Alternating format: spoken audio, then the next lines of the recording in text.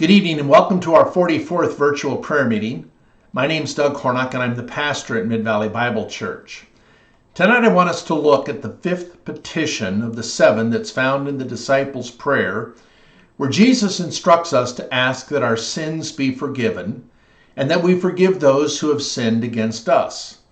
Now this petition, as I mentioned last week, for pardon, comes on the heels of our asking for provisions, namely our daily bread.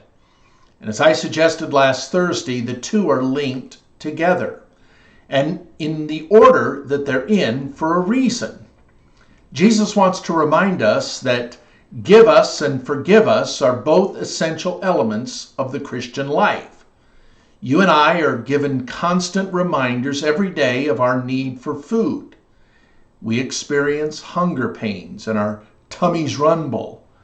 And when they do, we ask God to meet that need, and we thank Him for doing so. At least we should.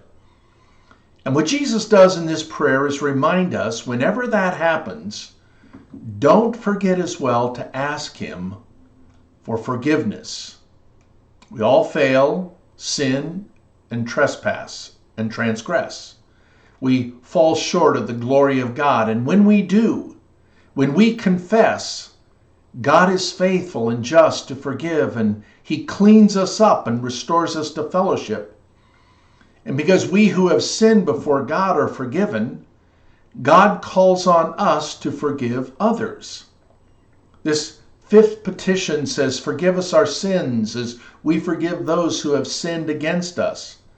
And admittedly, of the two instructions, the latter is the more difficult. You and I as sinners are most eager to accept God's forgiveness, but we're often reluctant to grant it to others. And yet, if you've attended Mid-Valley for any length of time, you've heard me say many times over that people who have been forgiven are to be forgivers. People who have received mercy are to be merciful. And you and I who have received grace are to be gracious.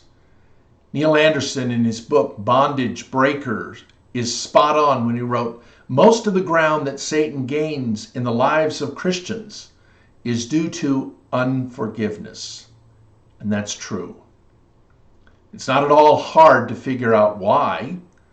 Unforgiveness breeds bitterness, resentment, anger, and unkindness, and even despair.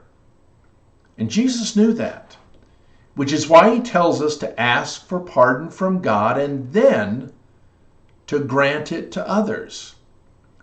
Now, what I want to do is I want to share with you 5 lies about forgiveness that sadly many have embraced. And those lies are crippling us. And then I want to share with you 5 truths or 5 essential elements apart from which true forgiveness will never take place.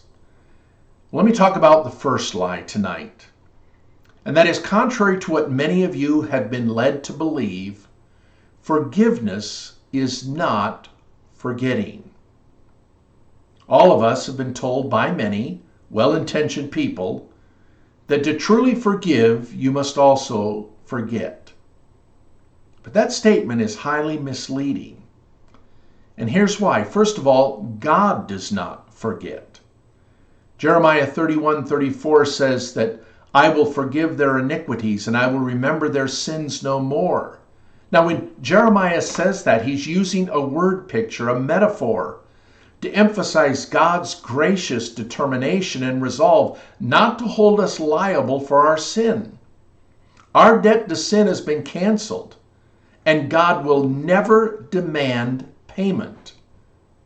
But God is omniscient. He knows all, past, present, and future. And so to suggest that God through time has somewhat lost some of His cognitive abilities is nonsense. The promise in Jeremiah is that God will never use our sins against us or treat us as if the reality of our sin were present in His mind.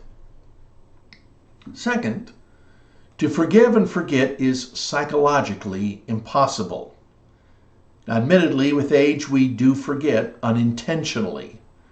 But that is rarely, if ever, the case with sins committed against us. and the wounds that we have suffered because of it. And third and finally, to think that forgiving demands forgetting can be emotionally devastating. Because oftentimes when we see that person who's wronged us, we still remember the hurt and the pain they've inflicted on us. And because we remember that, we feel like failures and a hypocrite, and we're not. Now, next time I want to talk about some of the other lies that are out there. But before we go to prayer, I want to mention one thing. And that is earlier today, one of our precious saints of Mid-Valley Bible, Deborah Ritchie, passed away and is now in the arms of Jesus. Deborah was a faithful attender of Mid-Valley Bible Church for many, many years. And it was a great blessing for us to have her as part of our church. And she will be someone who is greatly missed. But as we grieve over her passing, let's remember that she is with the Lord and that she is now in his presence for all eternity. Now, we'll give you an update as soon as we know what that update is related to the family's plans for her memorial. But for now, I just wanted to mention that and encourage you to continue to pray for this family in their time of loss. And so with that before us, let's now go to prayer.